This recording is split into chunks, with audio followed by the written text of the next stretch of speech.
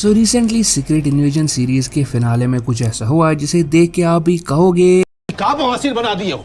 But it is what it is. जिन्हें पता नहीं मैं किसके बारे में बात कर रहा हूँ, मैं बात कर रहा हूँ एमसीयू की नई सबसे powerful super hero ultra super Skrull Gaia के बारे में, जिसके पास ऑलमोस्ट हर किसी एमसीयू सुपर हीरो की पावर है, इंक्लूडिंग थॉर। सो अब क्वेश्चन आता है कि क्या इन पावर्स के साथ गाया एमसीयू के powerful super hero like Thor को टक्कर दे पाएगी या नहीं, यही जानेंगे हम आज के इस वीडियो में। सबसे पहले अगर बात करें कि actually what the F happened और गाया को ये पावर्स कैसे मिली, तो सीक्रेट इन्वेजन सीरीज में हम देखते हैं कि स्क्रल्स के नए जनरल ग्राविक ने एक ऐसी मशीन बनाई जिससे उसके पास जिस भी सुपर हीरो या विलन का डीएनए होता है वो उसकी मदद से खुद को उसकी पावर्स दे सकता था। सबसे पहले ग्राविक ने ग्रूट, कलोब्सीडियन, फ्रॉस्ट बीस्ट और एक्सट्रीमिस्ट की पावर्स खुद को दी थी, जो कि बाद में गाया भी खुद को दे देती है। और सीरीज के एंड में हम देखते हैं कि हार्वेस्ट की वजह से गाया और ग्राविक दोनों Hulk, Thanos, Corvus Glaive, Ebony Maw, Black Panther, Thor, Captain Marvel, Drax, Mantis और एबोमिनेशन जैसे सुपर हीरोज और विलन्स की पावर को हासिल करते हैं और आपस में फाइट करने लगते हैं। और इसी फाइट में हम देख सकते हैं कि क्यों गाया इतनी पावरफुल है। सबसे पहले हमने गाया को एक्सट्रीमिस्ट का यूज करते देखा, जिसे वो खुद को हील कर पाती है। इवन बुलेट लगने के बाद भी वो खुद को सेकंड्स में हील कर पाई थी। इसके बाद हम गाया को एबोमिनेशन, हल्क और ग्रूट की पावर्स को यूज करते देखते हैं और साथ ही फ्रॉजेंट्स की पावर से वो आइस स्पाइक्स भी बना सकती है। गाया ने हल्क की पावर्स का यूज करके ग्रेविक को सिर्फ एक हिट से बिल्डिंग से भी ऊपर फेंक दिया था। पर इतना ही नहीं, गाया की काबिले तारीफ ये बात है कि गाया सिर्फ फिजिकल फाइट नहीं करती, वो अपने अपोनेंट ग्रेविक को देख के अपनी पावर्स यूज कर रही थी। जैसे गाया ने गोस्ट की पावर्स यूज कर खुद को इनविजिबल और इंटेंजिबल बना दिया था, वही गोस्ट जो कि हमें एंटमैन 2 में देखने को मिली थी। और ऐसे ही गाया ने मैंटिस की पावर्स को यूज करके ग्रेविक को बीच फाइट में सुला दिया था। कैप्टन मार्वल की पावर्स को यूज करके एनर्जी ब्लास्ट से ग्रेविक को मार डाला था। सो इस सब से हम देख सकते हैं कि गाया कोई एमेच्योर नहीं है, उसका स्क्रल होने की एक्सपीरियंस वो अपने फाइट्स में बखूबी यूज कर पाती है। अब हमने गाया को थॉर की पावर्स को तो यूज करते नहीं देखा, बट बाकी सब पावरफुल बीइंग्स की पावर गाया ने यूज की थी। लाइक स्ट्रेंथ और ड्यूरेबिलिटी के लिए वो हल्क, कलोब्सीडियन, कॉर, कैप्टन मार्वल, थानोस और ड्रैक्स की पावर्स को यूज कर रही थी। वहीं स्पीड, फ्लाइट और कॉस्मिक एनर्जी मैनिपुलेशन के लिए वो कैप्टन मार्वल की पावर्स को यूज कर रही। टेलीकाइनेसिस के लिए इबोनी माँ की, इंटेंजिबल बनने के लिए गोस्ट की, खुद को हील और रिजनरेशन के लिए एक्सट्रीमिस्ट की, आइस मैनिपुलेशन के लिए फ्रॉजेंट्स की और इमोशन मैनिपुलेशन के लिए उसने मैंटिस की पावर्स का यूज किया। सो ये सारी पावर्स एक ही बीइंग में होना उसे हराना नियर टू इम्पॉसिबल बनाता है। वहीं अगर बात करें हमारे दूसरे अपोनेंट की, तो almost majority of the viewers Thor को तो जानते ही होंगे और उसकी पावर्स और एबिलिटीज का बखूबी आइडिया होगा आप सबको। बट स्टिल थॉर की पावर्स को मैं थोड़ा सा ब्रश ऑफ करता हूँ तो Thor Asgard and God of thunder है और एस्गार्ड का किंग भी है। थॉर के पास 1500 सालों का एक्सपीरियंस है। स्टॉर्म ब्रेकर और म्योलनर जैसे पावरफुल वेपन्स भी है थॉर के पास। थॉर की पावर्स और एबिलिटीज उसे मोस्ट पावरफुल एवेंजर के लिए कंटेंडर भी बनाती है। थॉर अपनी पावर से लेवाइथियंस को ढेर कर चुका है। हल्क, हेला, थानोस, इन्फिनिटी स्टोन्स को टक्कर दे चुका है। थॉर न्यूट्रॉन स्टार के फोर्स को सर्वाइव कर चुका है और प्लैनेट शेडरिंग ब्लास्ट्स प्रोड्यूस कर सकता है स्टॉर्म ब्रेकर से। सो कौन है गाया और थॉर में ज्यादा पावरफुल, चलिए देखते हैं। तो देखो, सबसे पहले अगर बात करें स्ट्रेंथ और ड्यूरेबिलिटी की, तो थॉर गाया से ज्यादा स्ट्रॉन्ग और ड्यूरेबल है। इस गाया कलोब्सीडियन, हल्क, थानोस जैसे बीइंग्स की पावर को यूज कर सकती है। बट इन पावर्स को अगर आप गौर से देखोगे तो आप देख सकते हो कि गाया सिर्फ अपने एक बॉडी पार्ट को पावर दे सकती है, ना कि उसकी सारी बॉडी वो पावर यूज कर पाती है। जैसे वो अपने आर्म्स और लेग्स को हल्क, ड्रैक्स से थानोस में चेंज कर लेती है, पर अपनी पूरी बॉडी को नहीं, जिसकी वजह से उसकी बॉडी इन कैरेक्टर्स के 100% पावर्स को यूज नहीं कर पाती। और हमने ये भी देखा कि ग्रेविक के सिर्फ और सिर्फ एक हिट से उसने अपनी सारी पावर्स खो भी दी थी। और सेम केस थॉर वर्सेस गाया की फाइट में भी हो सकता है कि म्योलनर के सिर्फ एक हिट से गाया नॉकआउट हो सकती है। बाकी कंपैरिजन पे आने से पहले इस बात को समझते हैं कि गाया के पास तो थॉर की भी पावर्स है, पर कौन कौन सी? तो मेरे अकॉर्डिंग गाया के पास सिर्फ थॉर की स्ट्रेंथ वाली पावर है और कोई नहीं, क्योंकि थॉर के डीएनए में सिर्फ उसकी फिजिकल पावर्स आती है, ना कि कोई मैजिकल पावर। और गाया ना ही म्योलनर की वर्दी है और ना ही वो लाइटनिंग जैसी पावर्स को यूज कर सकती है, क्योंकि अगर ऐसा होता भी तो वो हमें दिखाया जाता। बात करें बाकी पावर्स की, तो यहाँ पे गाया का पलड़ा भारी है। गाया के पास वास्ट रेंज ऑफ एबिलिटीज और पावर्स है। लाइक उसके पास telekinesis, regeneration, intangibility, emotion, ice, cosmic energy manipulation के साथ साथ बाइनरी फॉर्म में चेंज होने तक की पावर है और इन पावर्स को वो एक साथ भी यूज कर सकती है। जैसे हम गाया को एक ही टाइम पे 3-4 पावर्स को यूज करते देखते हैं, जहाँ उसकी एक आर्म एबॉमिनेशन की थी,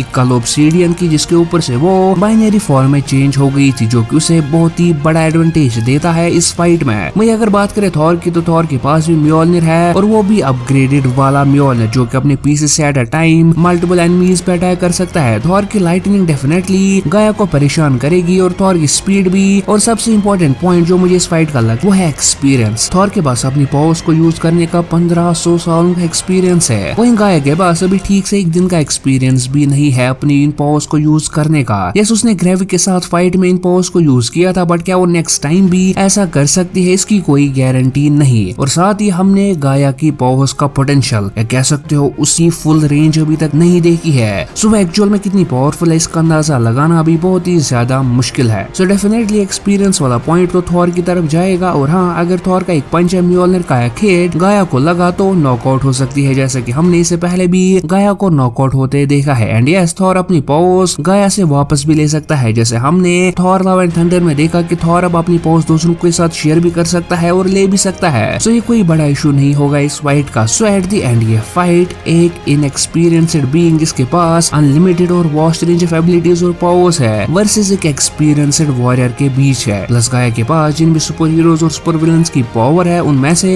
ऐसा कोई भी नहीं जो कि वन ऑन वन बैटल में थॉर को हरा पाए। गाया के पास ड्रैक्स, हल्क, कल ऑब्सीडियन, थैनोस, एबॉमिनेशन जैसे स्ट्रॉन्ग बीइंग्स की पावर है, बट अगेन इन बीइंग्स में कोई भी बीइंग थॉर की स्ट्रेंथ को एक्सीड नहीं करता। गाया के पास इंटेंजिबल बनने की पावर है, but Thor already intangible beings like vision से लड़ चुका है, जो कि गोस्ट से 100 गुना ज्यादा पावरफुल है। थॉर फ्रॉस्ट बीस्ट्स का क्या हाल कर चुका है वो आपने थॉर 1 मूवी में देख ही लिया होगा, जहाँ थॉर अकेले पूरे फ्रॉस्ट बीस्ट्स की आर्मी से लड़ चुका है। गाया के पास कैप्टन मार्वल की पावर है, वहीं कैप्टन मार्वल जिसे व्हाट इफ में एक इनएक्सपीरियंस्ड और non serious party Thor to to to fight देता है और एंड में उसमें म्योल्निर रख के उसे सबड्यू करता है। इस सब से मेरा कहने का मतलब ये है कि गाया तभी थॉर को टक्कर दे पाएगी जब वो एक साथ अपनी पावर्स को यूज करेगी, और अगर उसने एक सिंगल बीइंग की पावर को यूज किया तो थॉर उसे हरा देगा। अब यस, कुछ पावर्स गाया के पास ऐसी भी है जिनका थॉर के पास कोई जवाब नहीं, लाइक मेंटिस की पावर या इबोनी माँ की टेलीकाइनेसिस डेफिनेटली गाया को हेल्प करेंगी थॉर के against. So at the and I think 7 out of 10 times Thor गाया को हैंडल कर लेगा और अपने एक्सपीरियंस से गाया को हरा सकता है। जैसे थॉर सुपीरियर फिजिकल स्ट्रेंथ और ड्यूरेबिलिटी रखता है और म्योल्निर से वो गाया को इतना परेशान या बिजी तो कर ही देगा कि वो उसे नॉकआउट कर पाए, but still 3 out of 10 times मेरे ओपिनियन में गाया भी इस फाइट को जीत सकती है। वो क्यों? वो इसलिए क्योंकि गाया के पास वास्ट रेंज ऑफ एबिलिटीज है जिन्हें हम नजरअंदाज नहीं कर सकते हैं। सो मैंने तो अपना ओपिनियन आप सबके साथ शेयर कर दिया है, आपको क्या लगता है? आप अपना ओपिनियन हमारे साथ शेयर करना नहीं भूलना। और हाँ, गाया जैसे कैरेक्टर के बारे में आपका क्या ख्याल है? कैसा कैरेक्टर एमसीयू के फ्यूचर के लिए सही रहेगा या उसे नर्फ किया जाएगा? हमें कमेंट्स में जरूर बताना। और साथ ही अगर वीडियो पसंद आया हो तो वीडियो को लाइक और चैनल को सब्सक्राइब करना नहीं भूलना। हमारी दूसरी वीडियोस आने तक आप हमारे ये वाले वीडियोस एंजॉय कर सकते हो।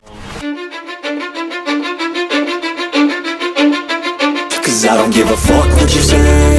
Yeah, I'ma do shit my way. So you can go kick rocks, I'ma stack bricks up, build what I want to make. Yo, I got a lot of shit to say, so I'ma do this every day. I'll be writing things until I'm fucking buried in my